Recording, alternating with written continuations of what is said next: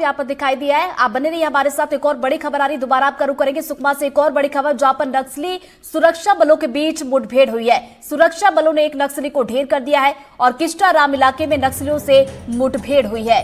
तो ये बड़ी खबर आप तक पहुंचा रहे सुकमा से एक और मुठभेड़ की जानकारी। और आपको बता दें कि रुक रुक कर यहाँ पर फायरिंग भी हो रही है और बड़ी बात यह है कि सुरक्षा बल के जवानों को कामयाबी मिली है। एक नक्सली को यहाँ पर ढेर कर दिया गया। तो किस्टाराम इलाके में ये नक्सलियों से मुठभेड़ चल रही है और ज्यादा जानकारी लेंगे हमारे सहयोगी विकास हमारे साथ लगातार बने हुए हैं।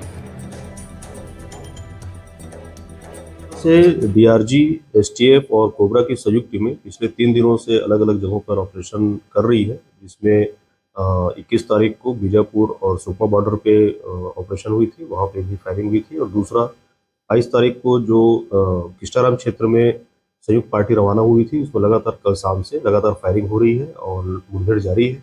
विस्तृत जानकारी उनसे कांटेक्ट होने के बाद और डिटेल पता होने के बाद आपको बताइए। और चलिए हमारे सहयोगी विकास का रुख करेंगे। विकास, किस्टाराम इलाके की बात की जाए तो ये कैसा इलाका है, कितनी देर से मुठभेड़ चल रही है और अभी ताजा अपडेट आपके पास क्या है? देखिए, मैं आपको बताऊं कि जब ये बसवराजू को घेरने के लिए एक ऑपरेशन लॉन्च किया गया तो सबसे खास बात है कि उसी समय में दंडकारण के अलग अलग स्थानों पर कई ऑपरेशन लॉन्च किए गए एक साथ। और इसके पीछे एक वजह और भी थी, जो टेक्निकल रीजन है कि माओवादियों को हर बार ऑपरेशन होने की सूचना पहले से मिल जाती है, जिससे वो अधिकतर अपने स्थान को बदल लिया करते थे।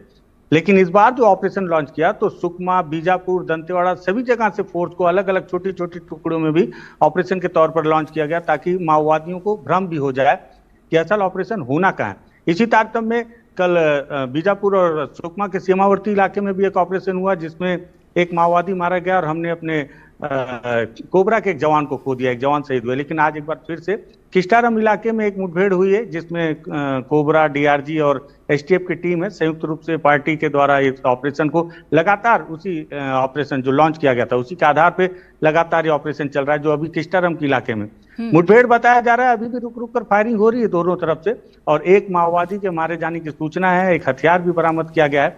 हालांकि अभी तक मारे गए माओवादी की शिनाख्ती पर पुलिस का कोई भी बयान नहीं आया, लेकिन एक सफलता है। कल एक नुकसान हुआ था बल को और आज लेकिन एक सफलता के तौर पर फिर से जवान अभी आगे बढ़ रहे हैं। ऑपरेशन अभी रुका नहीं चल रही है, वहां पर कितने नक्सलियों के होने की मौजूदगी की जानकारी आपके पास?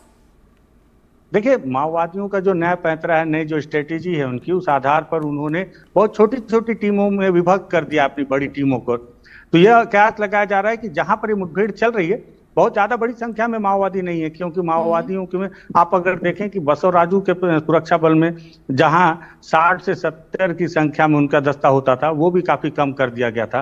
तो इस इलाके में भी ये जो मुठभेड़ चल रही है संभवतः, हालांकि अभी मुठभेड़ चल रही है वहां जैसे कोई माओवादियों की गणना तो नहीं की जा सकती ऐसे टेरेन में और ऐसे माहौल में। एक अंदाज लगाया जा सकता है, जिस तरह से फायरिंग हो रही है दोनों तरफ से, संभवतः 8 से 10 माओवादी वहां पर हो सकते हैं। जी तो चलिए, मुठभेड़ अभी भी जारी, नजरें आप बनाए रखिएगा, जैसे जैसे अपडेट आएगी दर्शकों तक पहुंचाते जाएंगे। फिलहाल बहुत बहुत शुक्रिया विकास आपका तमाम जानकारी के लिए। और चलिए अब आपको 4 तस्वीरें दिखाते हैं। एक तरफ सुकमा में नक्सलियों के खिलाफ ऑपरेशन जारी है, तो दूसरी तरफ नारायणपुर में 27 नक्सलियों को ढेर करने के बाद सुरक्षा बलों ने जश्न मनाया है, जमकर होली खेली है। तीसरी तस्वीर आप देखिए, अबूझमाड़ में इंद्रावती नदी को पार करते जवानों की तस्वीरें भी सामने आई हैं। वहीं आसिया विष्णुदेव साय ने बीजापुर मुठभेड़ में शहीद हुए जवान मेहुल सोलंकी को श्रद्धांजलि दी है। तो ये 4 तस्वीरें आपकी टीवी स्क्रीन पर है। पहली तस्वीर जब नक्सलियों के साथ देखिए किस्टाराम इलाके की बात की जाए, जहां पर मुठभेड़ अभी भी जारी है। दूसरी तस्वीर आपको दिखाते हैं जो ऑपरेशन हुआ, जिसमें सफलता मिली और उसके बाद इंद्रावती नदी को पार करके हमारे जवान लौटते हुए दिखाई दे रहे हैं।